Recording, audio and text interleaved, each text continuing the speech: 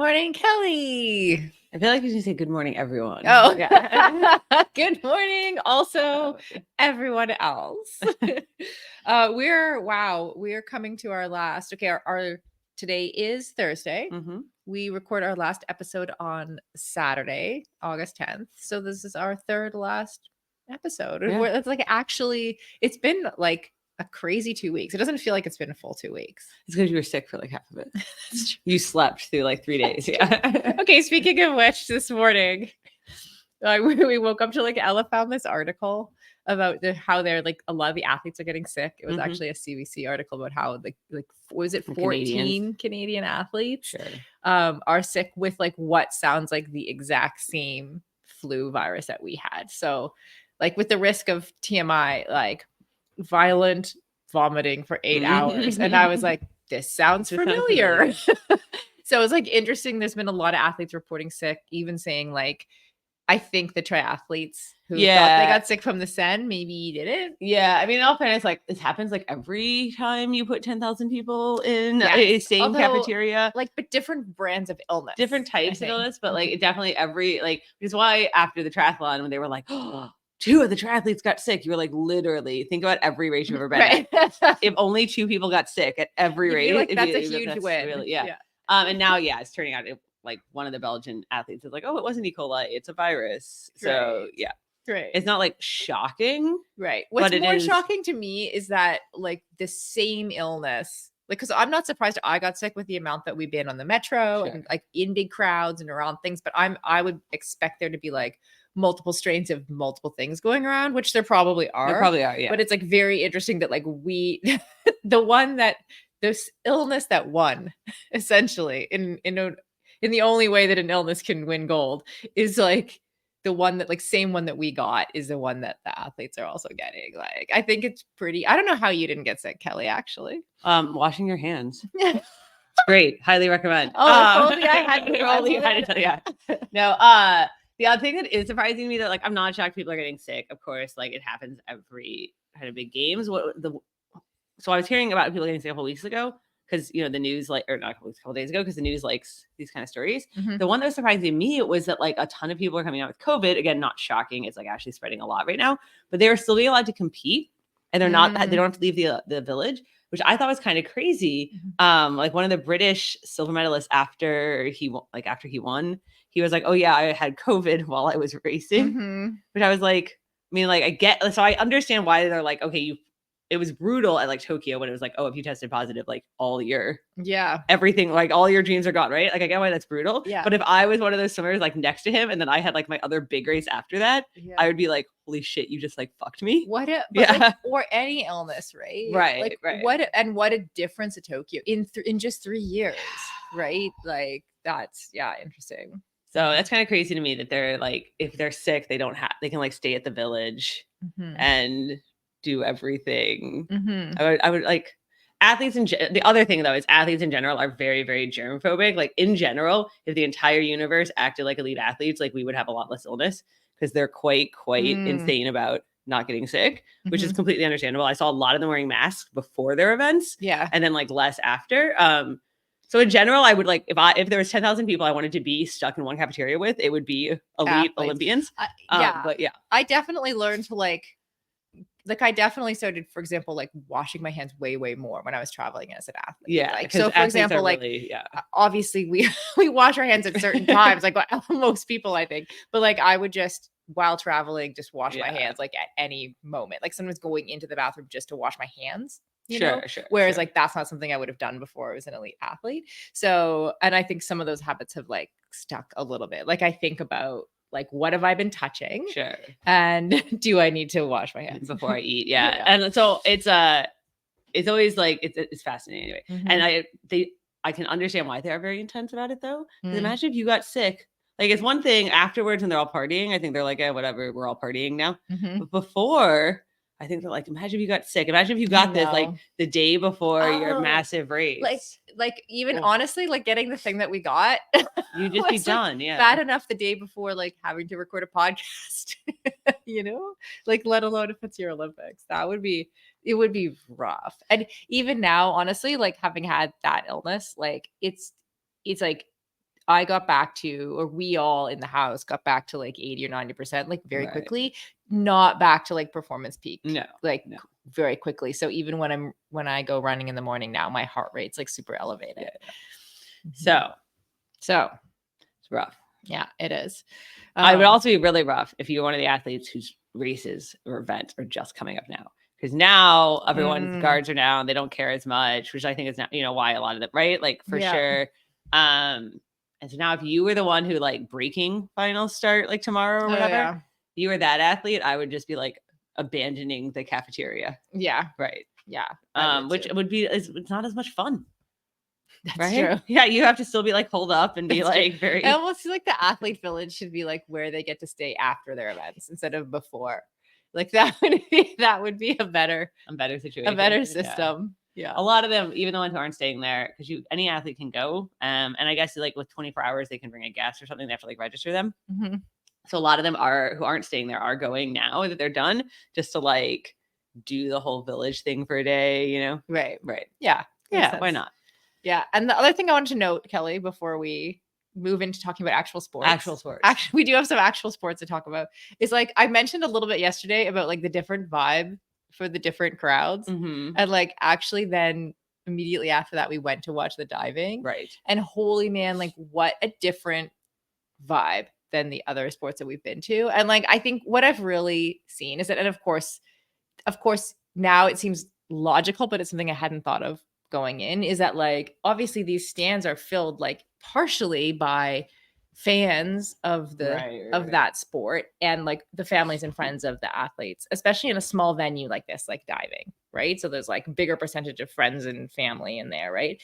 And if you like when someone got onto the springboard diving board, like if you even so much as like whispered, someone would give you like a death stare. It was like silence in the stadium every time someone, and like even as compared to like a similar sport like trampolining, which I could see there being like, okay, we need silence because they're flipping up in the air in a similar manner, right? But instead in trampolining, there's still just like loud music and cheering when they hit something well, and like whereas like the dive is just like you could drop a pin. So it was kind of interesting. Yeah. Apparently in the individual gymnastics finals, for the beam, a bunch of people fell, and I guess so a bunch of them have said now it was really weird because it was really, really quiet. They didn't play any music. There was no like sound, and it like freaked a bunch of like they just they're used to there being a lot going on, right? Because in the trampoline there was music during when they were trampoline. Yeah. So yeah, a bunch of them fell off the beam, and they said which for whether this is why or not, they were like, it was really weird. It was too quiet. Right. Yeah. I can totally see that, because then you have like the skate park, which is like equally kind of like they're doing tricks that are kind of like they're airborne. They're risky. Right. Same like level of airborneness and risk as like a diving board. Right. And yet or maybe more because they're landing on concrete. Right. And yet they're like, people are like whooping and gasping, and it's loud, and there's loud music, and just like a completely different culture and vibe to the whole thing. So I've just found it very interesting that has at the same, in the scheme of things, we're at the same sporting event every day. Yet we're like absolutely not. Like we're at a skateboard competition, and then we're at like then we're at the track, and then we're at springboard diving. So they've all felt very different. It's not felt like one unified. I mean, obviously, same color scheme, same branding. Logo. I was going to say branding is great. They have nice branding here, but it's felt like very distinct. Yeah, things happening in every place. Yeah, absolutely. All right. Well, after our break, we're going to talk about sports. If you're like us, you're totally inspired by Katie Ledecky and Summer McIntosh and more ready than ever to up your swim training. So let's take a minute to talk about hair and skincare for swimmers. You've probably asked yourself questions like, how can I keep my hair healthy and hydrated as a swimmer? How can I avoid my skin feeling itchy and dry after being in the pool? And how can I get rid of those pesky goggle marks around my eyes? Enter TryHard.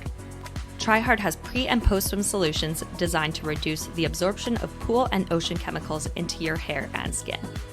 We love using TryHard's pre- and post-swim conditioner before and after every swim to keep our hair feeling great. TryHard also has a bunch of other products useful for swimmers, like their pre- and post-swim eye gel, which totally works for getting rid of those pesky goggle marks and puffy eye feeling, while providing hydration and a cooling effect. TryHard products are vegan, dermatologically tested, and packaged in recycled plastic. Whether you're swimming in the pool, the ocean, or maybe even the Seine, take care of your hair and skin with TryHard.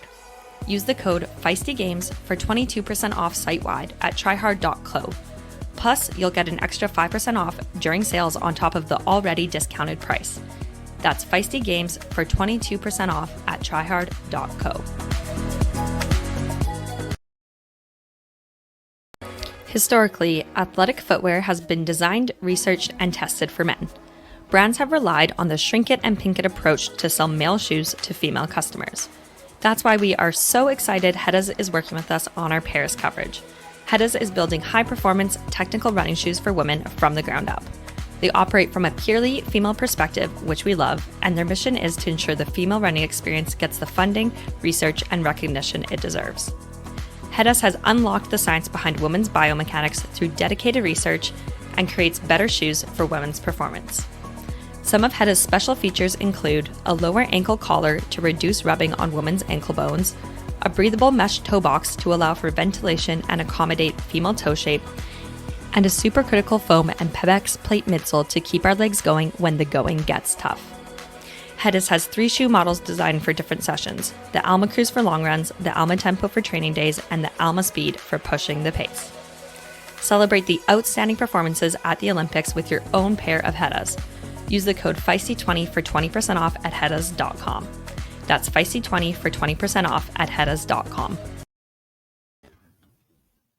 All right, sports. Sports. We're here for the sports. We are here for the sports, and we went to springboard diving yesterday. We did. We went to the prelims. And we don't, I don't know how to say this. None of us are diving aficionados. What? Yeah. And so at some point you are like, they're all really good. It's true. The Chinese girl was slightly better. They were all really good. Yeah. There's a lot of forward triple somersault pike. Right. 3.5.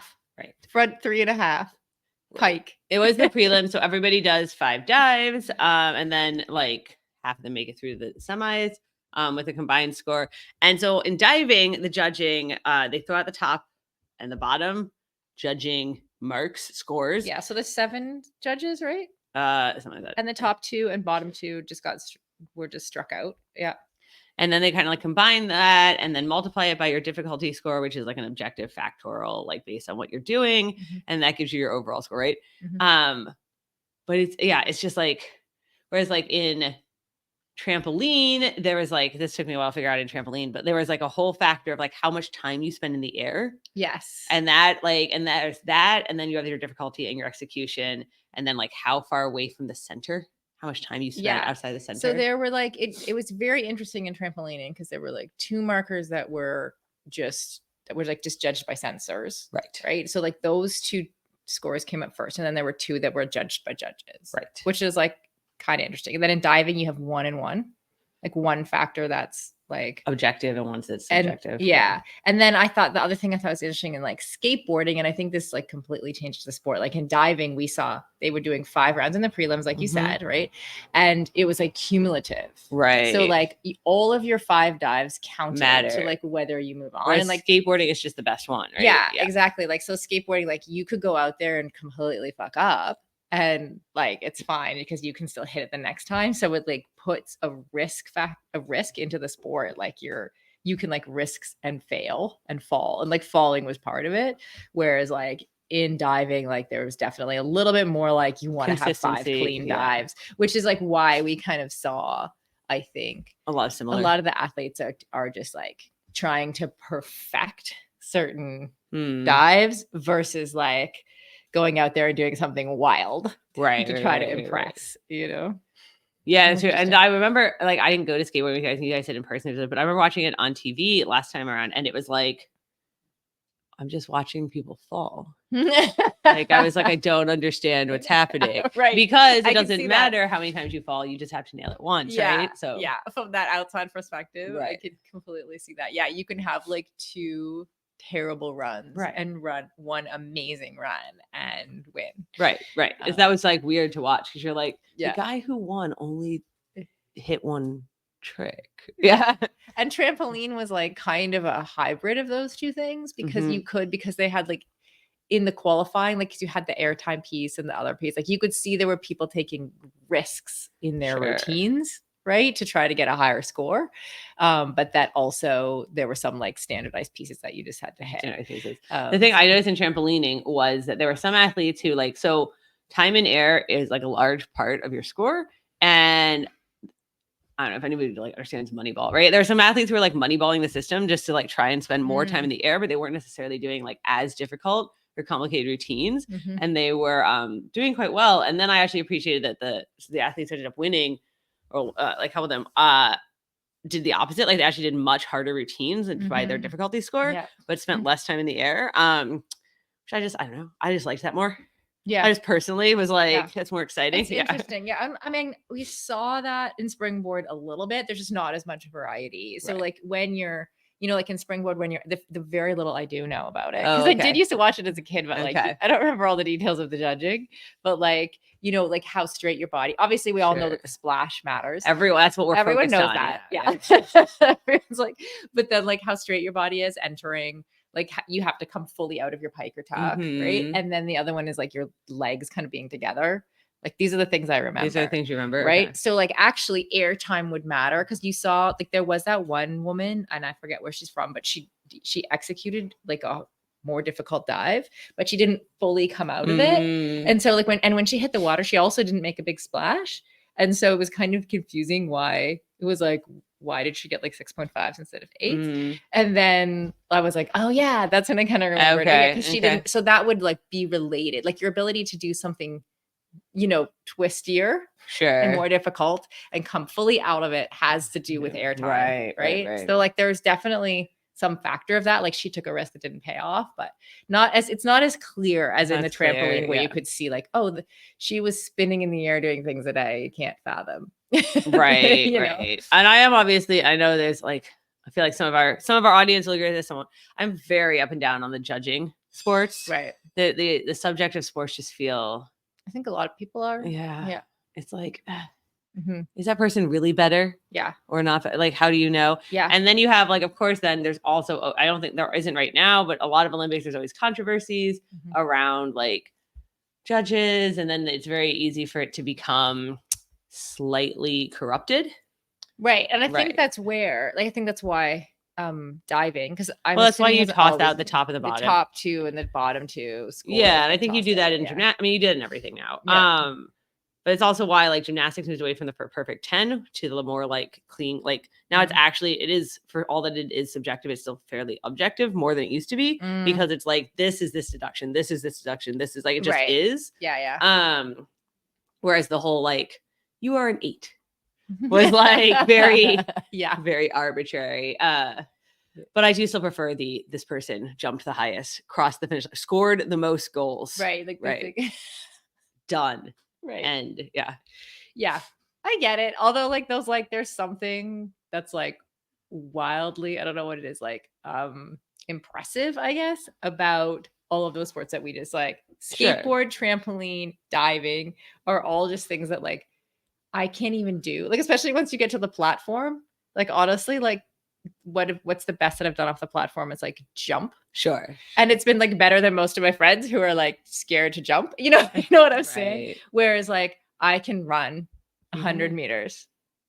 You are able to? Yes. Like, do you know what I'm saying? Like, it's like there's something, a lot of those sports that have judging in them also are like physically just wildly impressive in just doing the thing. Sure. It's like, I mean, this gets into the whole like, so is ballet. So is Cirque du Soleil, right? Like there was something you were talking about yesterday, one of the crazy gymnastics things. And like, I grew up in theater and I was like, yeah, I've seen like all those people do that. It's theater, right? It's like, it's very crazy. Yeah. Does that mean we have to judge it? Do we have to judge Do we art? have to? Yeah.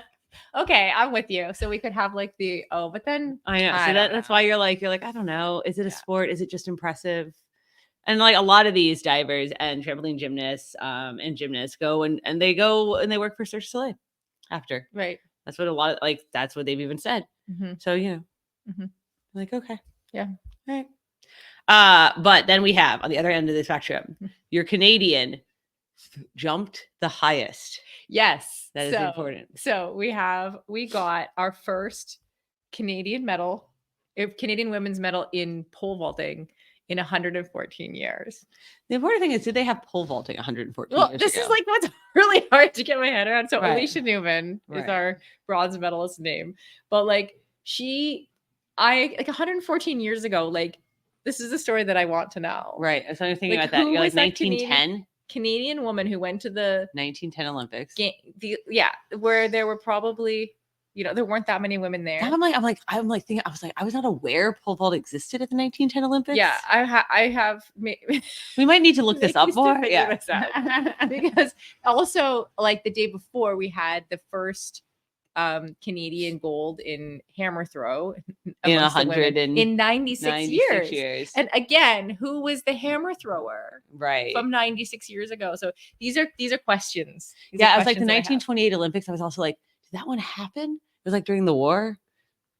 Yeah. Anyway, they're like these are interesting times where we really would like to know what Canada was doing in the 1910s and 20s. We can we're gonna figure this out and get back to everyone. I also the other learn that I take from that is like Canada's traditionally not been that good at field. Sure. Like in the track and field scheme of things, field is not our forte. Field is not your forte. We could use like if there's like someone like a Flava Flav like listening come out and there support who your field wants events. To, like, come and just I'm sorry, Flavor Flav. Flavor Flav supports winners, okay? We could be winners if only we had. This is the argument we've made incessantly about women's sport. I know. So the whole thing about why he got behind the U.S. women's water polo team was because he was like, "What? They've won like every gold medal, and they don't make anybody." So, yeah. So maybe not Flava Flav. We need someone who's like rooting for the underdog. There you go. Yeah. There you go. Women's Canadian field. Side point, water polo, as we were talking about this the other day. So a huge number, like a disproportionate number of the best water polo players in the world come from California's colleges because it's just like, and our college conference went under this year, like the Pac-10. Oh. And really? Yeah, it's been a mess. And some of them joined the East Coast conferences, but now the question is like, so this used to create this powerhouse of water polo. All the American water polos came from there. A lot of the foreign ones come in to train at like Stanford or Cal or UCLA or USC. What's going to happen now? Are we like not going to have water polo development anymore? Like, it's very, I'm concerned. Yeah, and that's the kind of thing we're going to see play out in LA, right? Okay. The USOPC is very concerned about what's going on with the NCAA.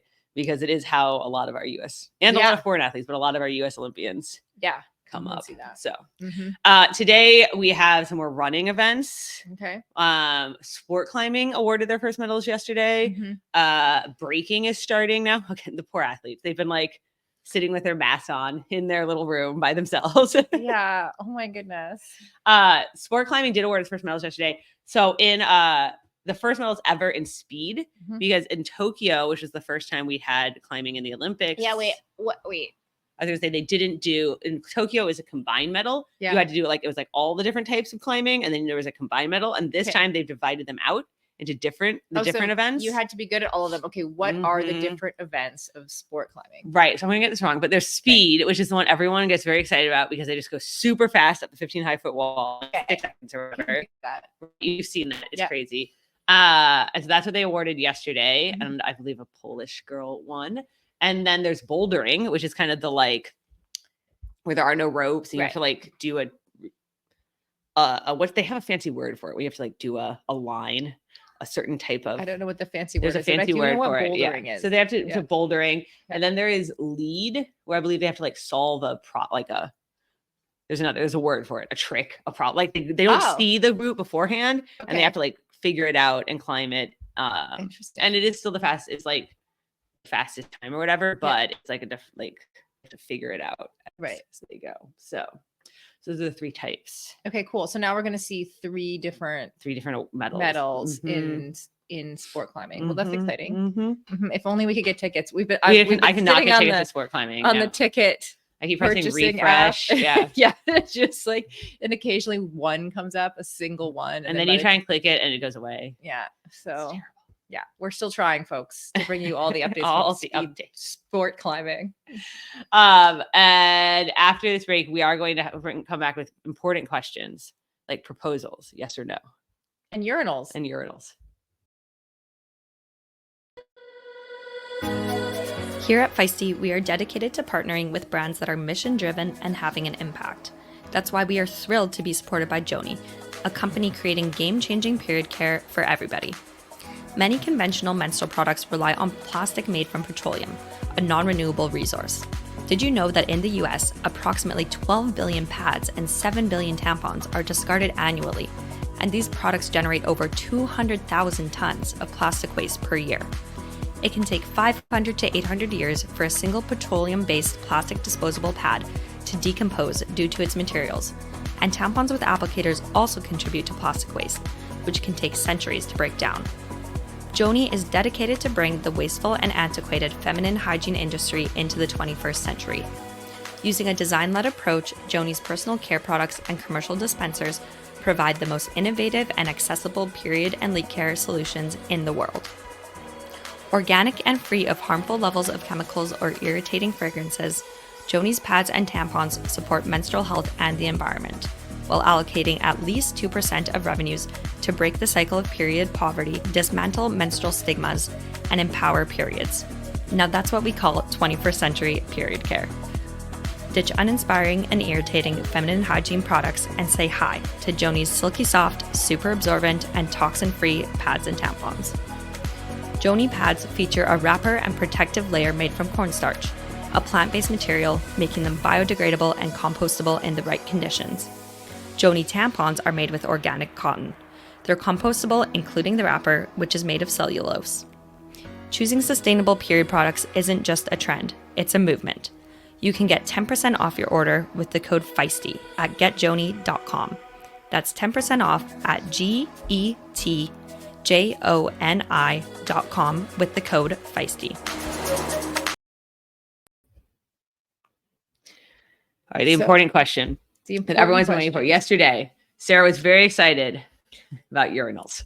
Very excited. Okay, so someone, I forget who it was, someone on our team. Right, because I've been out to the track stadium like every day. Yeah. And so I was like, oh yeah, have you guys seen these female urinals? And I had not noted the female urinals before and was literally like, what is that? I have to go see this thing. So we do have a reel coming on Instagram if you want to view. Show you, because this is a kind of thing that needs to be shown. But yes, so Paris put female urinals near some of like the major locations where there was like a backlog for bathrooms. Mm-hmm. So there's like porta potties. There's this line of like porta potties and then male urinals and then these female urinals. And I thought it was funny. It was like by Madame. It said P. Madame P. Mm-hmm. That's right. The urinals are by Madame P. And it's only funny because they have to because obviously you have an international audience. So they have to draw pictures. So and you have an international audience and a thing that is not 100% common yet. So they have to draw pictures to explain to people how to use it. So it's quite funny because there's a picture of someone squatting and a picture of poop with an X through it. Yeah, so you kind of push, it's got saloon doors. Right. And I think this is one of the advantages of it is that it's more airy. You're not in a plastic box with other people's excrement. You're actually this airy. So you open these saloon doors and you come in and you meant to squat over this little mini toilet looking thing. And then there's a very clear sign that says you can't poop in it. And then there is toilet paper in there. You're supposed to throw it out. Yeah, and then you throw it out behind you. So it's just supposed to be fast. I mean, the idea is definitely that we got to keep crowds moving faster. That when you look at logistics of porta potties, which I went deep down a porta potty hole with the Boston Marathon race director one time, and the amount of time he spent thinking about porta potties. I can imagine. That's just not something you want to go wrong. Right. So, but one of the things is if you have a higher proportion of women coming to an event, you tend to need more porta potties, and it's just because it's not because we take too long doing our makeup or something, right? It's because they have to take pants unbuckle and come down, and there's more, it takes longer. Yeah. So this is just one way possibly to keep those things moving faster and keep lines moving faster. Right. And then if you keep lines moving faster, people don't get frustrated and go pee in a bush. Yeah. So like going into this situation, like Mhm. going in, because you told me about it, I went there. I really thought the question is like, do we think this is progress or good, or do we like Yeah. it as women? Right. Well, I don't know if I like it. I'm not like, yay. Right. So I went in thinking, no. Really? Like, yeah, thinking kind of like we don't need to do everything the male way. Like just because men have urinals doesn't mean we need urinals. Like our way is that's fine. Like interesting. maybe men should have toilets. No, too, it's just right? supposed to move fast. It's But, just to move like, it fast. Right. But like after then, because then after like shooting our content with the urinal, I also used it. And after using it, I was definitely converted. I was like, that was so fast and easy. Right. You don't have to touch as many, you just don't have Right, to it's just touch supposed to- things. So like it's so gross in those Sure. in those porta potties that like I'm like, yes, female urinals. See, I was like all on board. It's just about moving lines quickly. It's just about crowd management. I mean, they literally spend time thinking about like getting the toilet paper rolls so that people don't have to spend time like finding the end of the toilet, right? Like everything's Right. about just moving things quickly when you're at a crowd, like in a big crowd. Yeah. So totally makes sense to I me. think they nailed it with the female urinal. There you go. These are important questions. As is the question of Proposals. All right. There have been a number of proposals at these Olympics, right? Because it's Paris. Like And two I don't athletes. The athletes are being proposed two athletes, to. right? Athletes. I feel like people just come to Paris and they feel like they have to get proposed to. They're like not even dating anyone, and they're like, "You, would you like Why to is get no married?" one proposing Yeah. to me, Kelly? So I've like split because all right, so there's been some where the athlete then has proposed like their I saw that significant other, yesterday. Yeah. and that I think like that's okay because it's like the athlete's choice, right? And it's Yeah. their show, it's their day. And I can see there's a little bit of like, thanks for supporting me on this journey. Right. Now my Olympics are done. Like at the next phase, like they're like moving to this next phase of like, okay, let's get married. And to be totally fair, it's been equal opportunity. Like some of the female athletes have been proposing to their, like the female French steeplechaser after her like fourth place that I was telling you guys about, that most excited fourth place finish I've ever seen. Mm-hmm. She then proposed to her boyfriend in the stands. So that was cute, right? Yeah. But then there's been some of these significant other proposing to the athlete, and I am against this. All right. Stop taking their show. Yeah. Yeah. And I feel like it's especially bad. I feel like it's especially okay. So at the Olympic trials in the US, there was one where like the woman had just qualified for the trials and like set some kind of American record.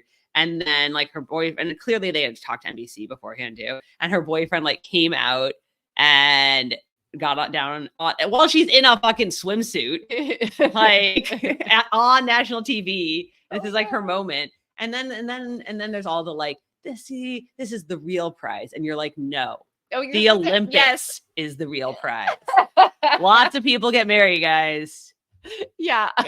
That kind of narrative, I think we could do without. Yeah. I think we could do without for sure. I think for me, like if it was me, I would definitely want to like separate those two celebrations.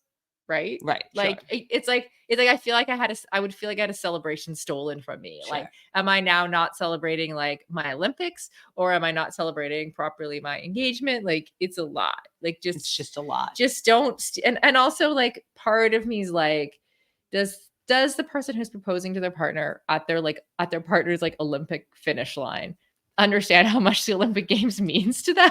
Right. Like, do they really think that this is appropriate? This is a good moment to celebrate your couplehood? Like, oh my God. I don't know. I'm kind of with you, although I also have like this.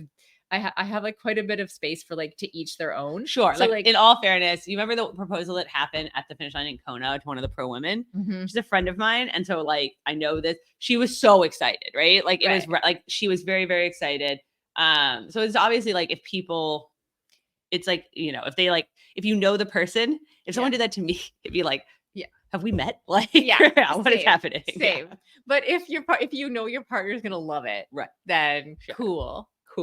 Yeah. But the cameras love this shit. Oh my God. Oh my God. Yeah. And then it's just the narrative, like you said. Right. Like, how are we that? Especially when we're talking about like a female athlete and the male partner proposing to them. Like, I'm very like sensitive around like, please, like, don't say shit like you just said, like that the marriage is the real prize. Like, no. Just no. No, absolutely not. Yeah.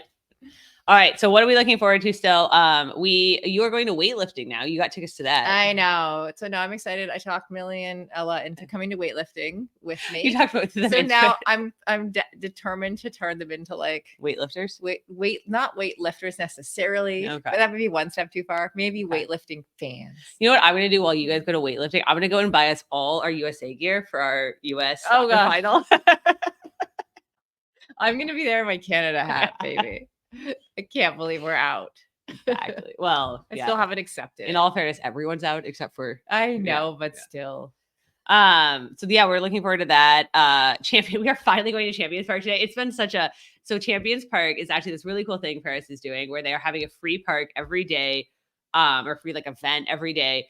That opens at 4, but it's first come, first serve. So you have to like get there pretty much at 4, and then they do a DJ and a show, and then all the medal winners from like the previous day come and like celebrate, and some of them do like I gather some of the gymnasts were doing flips, and like the French swimmers yesterday were evidently like parading around in swimsuit, like the male French swimmers in the sun under the Eiffel Tower. Yeah, that's amazing. So it's apparently like this may be where everyone's getting COVID. Yeah, like they're partying hard. It's a big party. So, but it's been hard to get to because you have to get there early and you have to get like. I feel like I'm going to the Taylor Swift concert again. Honestly, like that's how far in advance we have to go to this thing. But at least there's like a DJ in the lead up, so we have to go ready for the dance party. Yeah. So we have plans. It is happening. Okay, we're doing it. I do think that's cool. I don't think that has happened at another Olympics. I'm not aware. Like there's certainly been public parks and like venues at other Olympics, but they haven't really done it quite like this. I think the party vibe of this is winning the day.